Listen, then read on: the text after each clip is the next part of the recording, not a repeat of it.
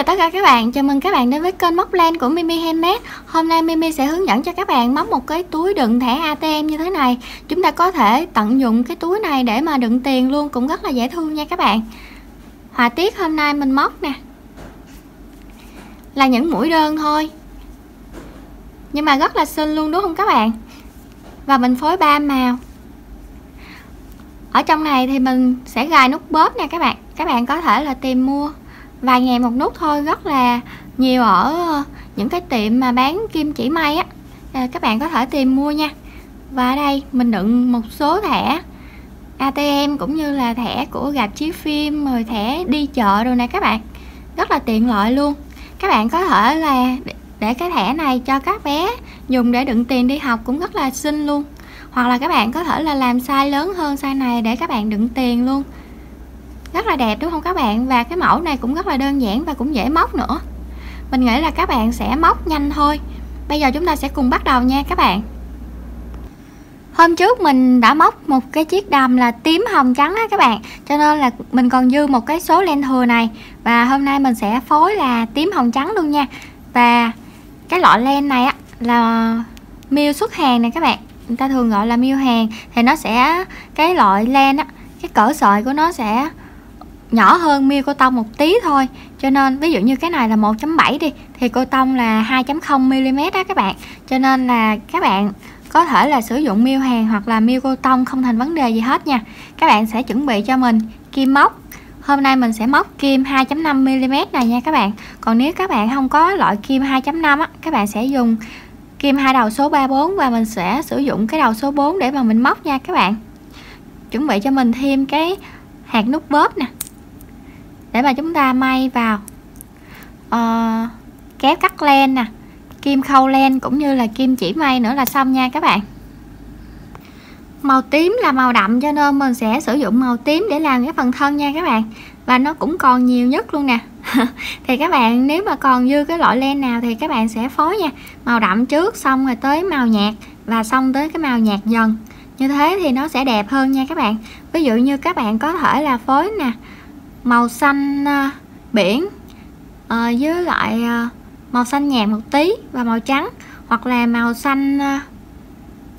xanh mà dạng nó nhạt hơn là màu xanh lá các bạn.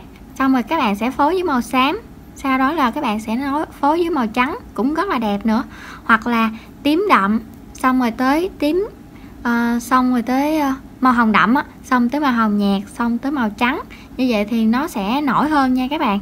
Và mình sẽ lấy cái len màu tím này nè, mình sẽ tạo nút thắt trước nha.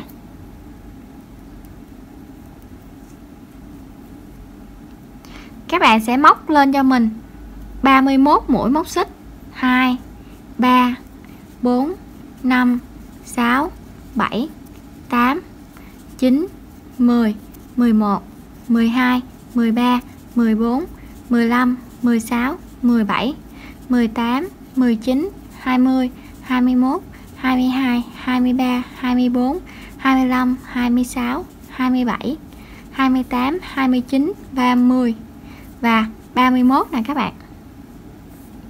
Sau đó các bạn sẽ móc lên thêm cho mình 2 móc xích nữa.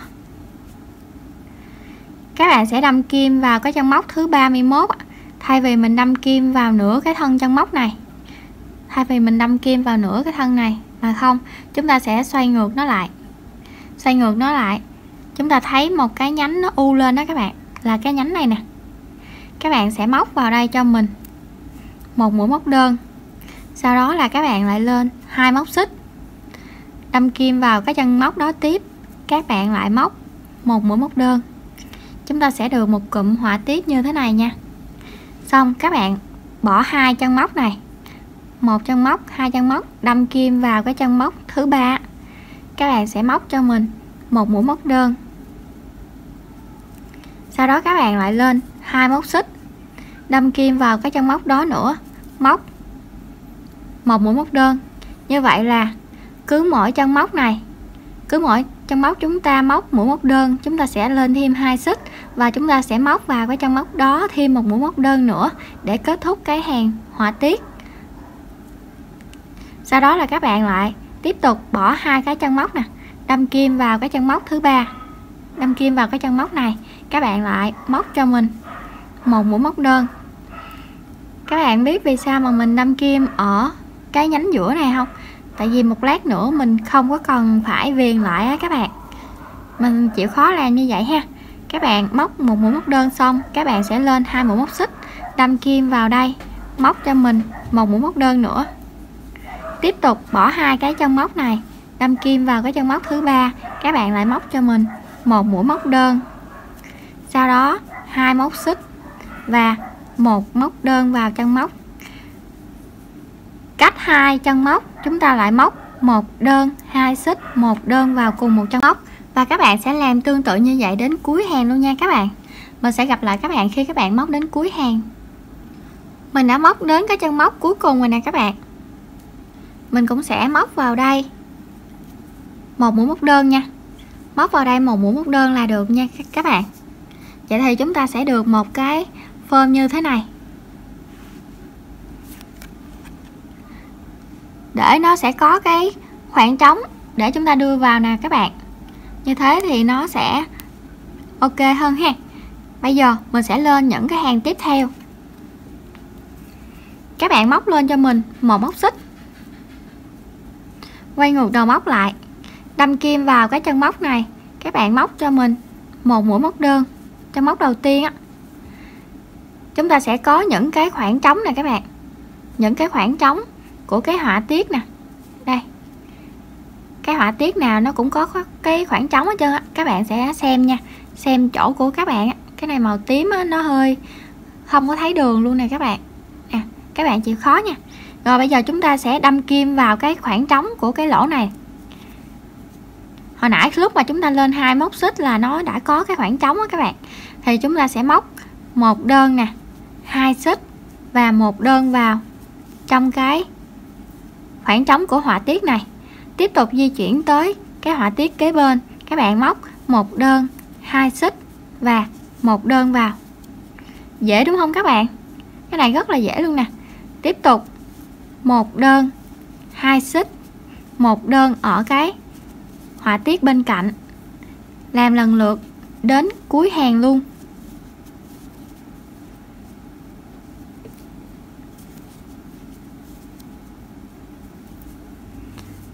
Đây, tiếp tục họa tiết kế bên, một đơn, 2 xích và một đơn. Các bạn sẽ làm đến cuối hàng. Mình sẽ làm mẫu cho các bạn đến cuối hàng rồi chúng ta sẽ làm những cái hàng còn lại nha các bạn.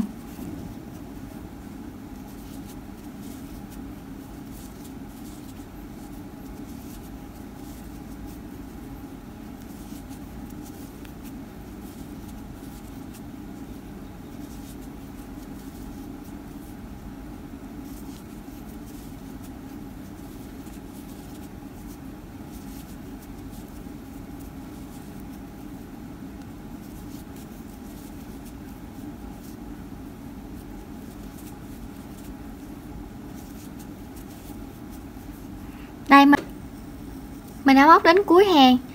Ở chỗ cái chân móc này nè các bạn, chân móc này các bạn lại đâm kim vào, các bạn kéo qua cho mình, móc cho mình một mũi móc đơn nha. Tức là mũi đầu ở đầu là một mũi móc đơn thì ở cuối cũng sẽ có một mũi móc đơn luôn nha các bạn. Các bạn móc lên cho mình một móc xích nè, quay ngược đầu móc lại, đâm kim vào cái chân móc đầu tiên, các bạn lại móc cho mình một mũi móc đơn và sẽ lặp lại 2 cái hàng bên dưới. Các bạn sẽ đâm kim vào cái ô này, họa tiết này, các bạn sẽ móc một đơn, 2 xích và một đơn. Tiếp tục qua cái họa tiết bên đây, một đơn nè, 2 xích và một đơn. Cái họa tiết vương miện đúng không các bạn nè, nó giống như một chiếc vương miện vậy đó. Một lát nữa khi mà các bạn móc ra thành phẩm á, thì mình tin chắc là nó họa tiết này rất là dễ thương luôn nha. Các bạn sẽ làm lần lượt đến cuối hàng và làm thêm cho mình 27 hàng nữa. Tổng cộng hàng màu tím của chúng ta sẽ là 30 hàng nha các bạn. Bây giờ chúng ta sẽ cùng móc đến cuối hàng và lên hàng thứ tư, thứ năm, thứ sáu, đến hàng thứ 30 thì chúng ta sẽ gặp lại nhau. Và nhớ là ở đầu chúng ta sẽ làm một mũi móc đơn và ở cuối chúng ta sẽ làm một mũi móc đơn nha các bạn. Khi các bạn đã móc xong 30 hàng màu tím như thế này, các bạn còn một cái chân móc cuối cùng này các bạn, chân móc mũi móc đơn á, thì mình sẽ móc vào đây, kéo len qua như thế này nha các bạn. Các bạn sẽ không cần kéo cái sợi màu tím này đâu, chúng ta sẽ nối cái len màu hồng vào nha. Các bạn sẽ nối cái len màu hồng vào và kéo len qua luôn, rồi các bạn sẽ rút lại cho mình. Các bạn móc lên cho mình một móc xích, quay ngược đầu móc lại, đâm kim vào cái chân móc đầu tiên, các bạn móc một mũi móc đơn, chân móc cái họa tiết thứ nhất á, các bạn móc cho mình một cái họa tiết tương tự, chúng ta chỉ thay màu thôi nha các bạn. Còn những cái họa tiết á, cách móc thì nó sẽ giống như những cái hàng màu tím. Mình đã thay cái len màu hồng xong rồi nè, và bây giờ là mình sẽ móc hàng này là hàng 31 đúng không các bạn, thì mình sẽ móc tới cái hàng thứ 38 nha. Hàng thứ 38 thì chúng ta sẽ thay cái len màu trắng. Kết thúc hàng 38 á, chúng ta sẽ thay cái len màu trắng. Cái cách thay len á, thì cũng sẽ tương tự như cái cách mà mình hướng dẫn cho các bạn nè. Ở cái len màu tím này nè, các bạn cắt đi. Và bây giờ các bạn sẽ móc cái len màu hồng này đến cuối hàng, xong rồi các bạn sẽ lên cho mình. Đây là hàng thứ 31 nè, lên hàng thứ 38, xong các bạn sẽ nối cái len hàng thứ 39 đến hàng thứ 41, các bạn sẽ làm màu trắng cho mình nha. Mình sẽ gặp lại các bạn khi các bạn sẽ kết thúc hàng thứ 41 và kết thúc cái hàng màu trắng á. Mình sẽ hướng dẫn cho các bạn cách gáp lại sau nha. Chúng ta đã móc tất cả là 41 hàng nè các bạn, và hàng màu trắng cuối cùng của chúng ta, các bạn cũng sẽ móc lên một móc xích nè, kéo và cắt len nha.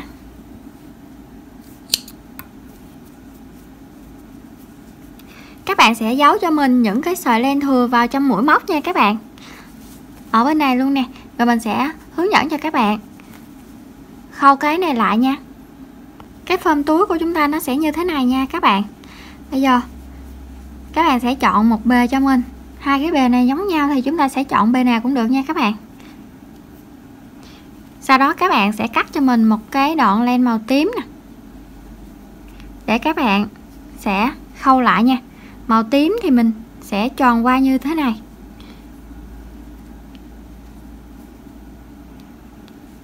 Các bạn sẽ đâm kim qua như vậy cho mình.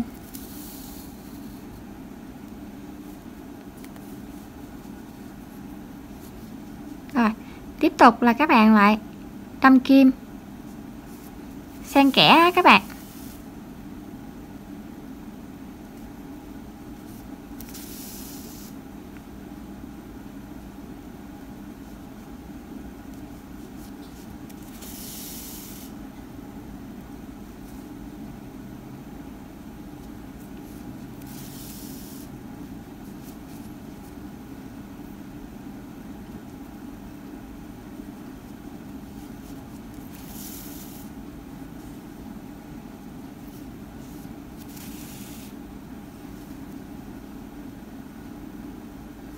Các bạn sẽ làm tương tự như vậy đến cuối hàng nha.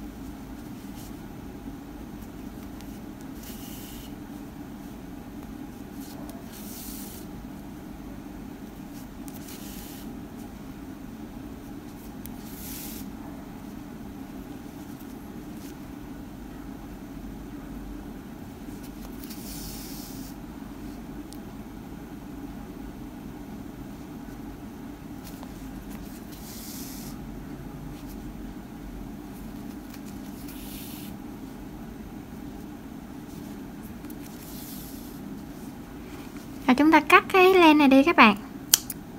Sau đó là các bạn sẽ làm từ bên đây qua nha các bạn nè.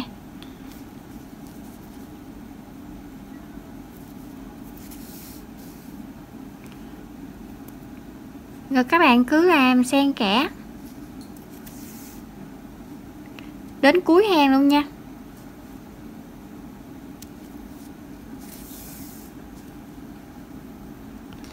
Bây giờ chúng ta đã được một cái phơm như thế này. Các bạn cũng sẽ chú ý là giấu len hết cho mình nha. Mình sẽ hướng dẫn cho các bạn tạo cái dây quai nha các bạn. Các bạn sẽ đâm kim vào cái dây quai á, các bạn muốn làm bên nào thì tùy nha. Mình thì mình sẽ làm bên đây. Đâm kim vào cái chân móc màu hồng này các bạn. Các bạn sẽ kéo cái len màu hồng qua. Các bạn móc lên cho mình một đoạn dây móc xích nha. 4 5 6 7 8 9 10 11 12 13 14 15 16 17 18 19 20. Một đoạn dây móc xích mà các bạn cảm thấy là vừa đủ nha các bạn. Mình đã móc được tổng cộng là 50 mũi móc xích rồi nè các bạn. Và chúng ta sẽ trượt mũi vào cái chân móc đầu tiên khi nãy mà chúng ta tạo á. Trượt mũi vào đây nha. Sau đó là các bạn sẽ viền cái sợi này lại nè các bạn. Đâm kim vào cái chân móc thứ nhất á, cái chân móc này. Các bạn trượt mũi cho mình. Mỗi chân móc các bạn sẽ đều trượt mũi hết nha. Để cái phần dây này nè nó sẽ cứng cáp hơn nha các bạn. Mỗi chân móc chúng ta sẽ đều trượt mũi. Các bạn thích cái dây dài hơn á, thì mình sẽ làm nhiều hơn 50. Còn các bạn thích cái dây nó ngắn như mình á, để cầm cho nó gọn á, thì các bạn sẽ làm 50 nha. Các bạn sẽ trượt mũi cho mình đến cuối hàng luôn nha các bạn. Mình đã móc đến cuối hàng rồi nè các bạn.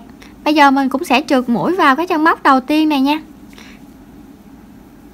Móc lên cho mình một móc xích nè. Các bạn kéo và cắt len.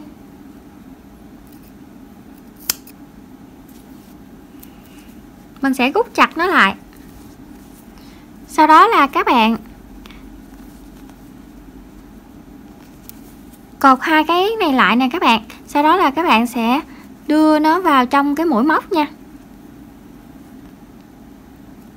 Sau đó là các bạn sẽ giấu cái len màu hồng này đưa vào trong mũi móc. Và chúng ta đã được một cái dây quai như thế này. Sau đó là các bạn sẽ lấy cái nút bóp này nè ra cho mình. Các bạn sẽ may vào nha các bạn. Như thế này. Rồi các bạn sẽ may vào cho mình nha. Mình đã giấu những cái sợi len thừa xong rồi nè các bạn. Và mình cũng đã may cái nút vào. Ở trong này mình đựng được rất là nhiều thẻ ATM luôn nè. Các bạn có thể là móc cái size to hơn một xíu để các bạn sẽ đựng tiền nha. Còn nếu mà các bạn sử dụng cái túi này á, cho bé mang đi học á, cũng rất là tiện lợi luôn nè. Mình nghĩ là bé yêu sẽ rất là thích luôn nha các bạn. Và cái phần dây quai này nè, chúng ta đã làm rất là chắc chắn rồi. Chúng ta xách đi rất là gọn nhẹ. Bỏ vô túi to cũng rất là gọn luôn nè các bạn. Màu của chúng ta phối cũng rất là hài hòa đúng không các bạn? Thì các bạn có thể là làm đơn màu hoặc là làm 3 màu hoặc là làm màu đôi thôi cũng được nha. Mình chúc các bạn thành công nha. Nếu mà các bạn yêu thích cái mẫu túi đựng thẻ ATM này, các bạn nhớ nhấn thích giùm mình nha. Và ủng hộ mình bằng một cái lượt đăng ký nha các bạn. Và comment nếu mà các bạn đã làm được nha. Mình chúc các bạn thành công. Bây giờ thì mình xin chào tạm biệt các bạn và hẹn gặp lại các bạn ở những clip sau. Bye bye các bạn.